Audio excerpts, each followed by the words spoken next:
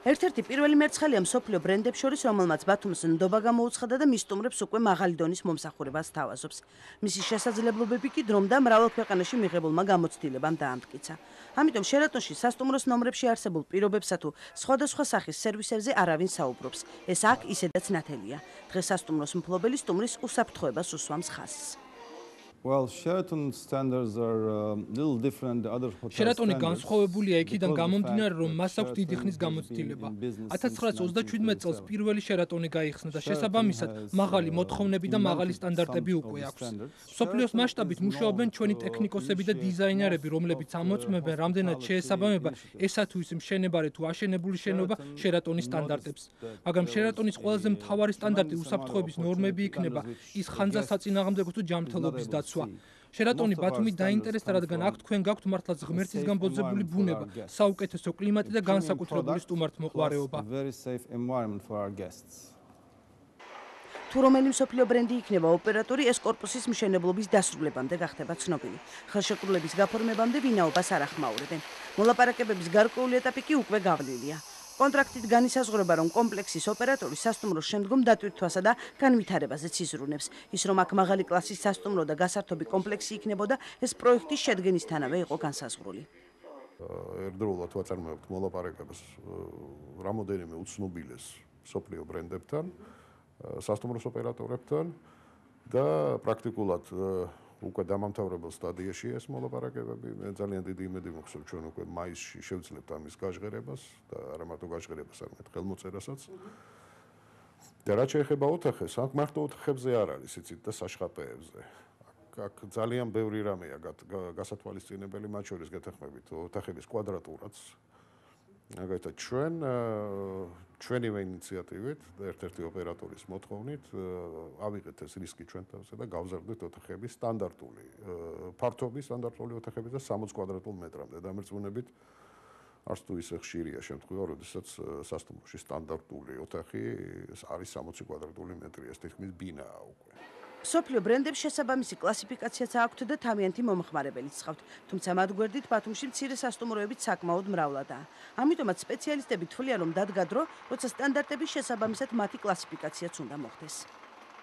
რამდენიმე თვის წინ დაიწყო საქართველოში უკვე მუშაობა კომპანია Global Star-მა, რომელიც არის Star Hotels-ის წარმომადგენელი, ასე ვთქვათ, ევროპული სტანდარტები არის, რომელსაც ევროპაში ძალიან ბევრი ქვეყანა აღიარებს და იგივე სტანდარტების დანერგვა დაიწყო საქართველოში.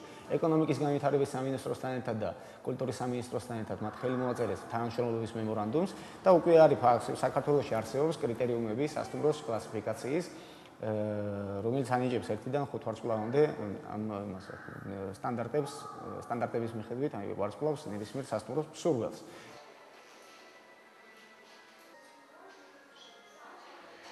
ეს სასტუმრო მრავალნომრიანი არ არის, ამის მიუხედავად მეპატრონეები თვლიან, რომ შენობის ფასადს სულ მცირე 4 ვარსკვლავი უნდა ამშვენებდეს. შესაბამისი არგუმენტებიც აქვთ. აი ჩვენი სასტუმრო ისეც გამორჩეულია, ვთქვათ, პირადად სხვა სასტუმროებისგან, მე ვთვლი, რომ ეს არის კომფორტი, როდესაც ადამიანი შემოდის ჩვენ სასტუმროში, ის თავს გრძნობს როგორც ოჯახში. ანუ ჩვენი ლოზუნგიც ამისთან მიუხედავად შესაბამისად არის, ვთქვათ, I feel comfortably here. ანუ შენ გრძნობ თავს აქ კომფორტულად. თლიანად მთელი პერსონალი მობილიზებულია იმისათვის, რომ სტუმარი რომელიც შემოდის, შეუქმნას მას კომფორტი. სერვისითაც, ტექნიკური აღჭურვილობითაც, ყველანაირი საშუალება აქვს სტუმარს, იგრძნოს თავი ჩვენ სასტუმროში კომფორტულად. შედარებით ნაკლები ამბიცია აქვთ ამ სასტუმროს მფლობელებს. მეპატრონის შეფასების შემდეგ 3 ვარსკვლავის მინიჭებითაც კმაყოფილია. მიიჩნევს, რომ ყველა შესაბამისი მომხმარებელი ჰყავს, მათ შორის მათ სასტუმროს, რომლის დამატებითი სერვისი მხოლოდ საკონფერენციო დარბაზია და რომელიც მეპატრონის მშობლიური სოფლის სახელს ატარებს. მე არ ვფიქრობ, რომ ეს იქნება, ვთქვათ, 5 ვარსკვლავიანი თავისთავად გამოურიცხავ, მაგრამ ნახოთ, რამდენად მივახლოვდებით 4-ს. 3-იანს ვფიქრობ, რომ მივიღებთ, მაგრამ 4-იანი არ ვიცი.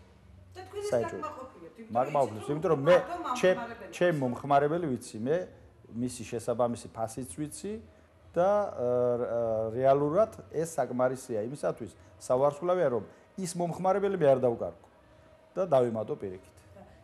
ნებაყოფლობითი კლასიფიკაცია სასტუმროებს გლობალს თარმა შესთავაზა. სასტუმროების მფლობელებმა 270 პუნქტიან მკითხვარზე პასუხის შესაბამისი ქულებით გასცეს და საკუთარი შესაძლებლობები განსაზღვრეს. თუ რამდენად შეესაბამება შეფასებული რეალობას, ამას შესაბამისი სტრუქტურები ყოველწლიური აუდიტით დაადგენენ. ამ გზით შესაძლოა ვარსკვლავების რაოდენობა ან გაიზარდოს, ან შემცირდეს კიდეც. ყველა სასტუმროს აწყობს, რომ გქონდეს კლასი. ეს ძალიან ბევრი პლუსია აქვს დაწყებული სარეკლამო ღონისძიებიდან დამთავრებული იმაზე, რომ შენ ხარისხის დაჯილდოებაში მონაწილეობის უფლება გექნება, აგრეთვე ჩამოსული ტურისტები უპირველეს ყოვლისა შენზე მიიღებენ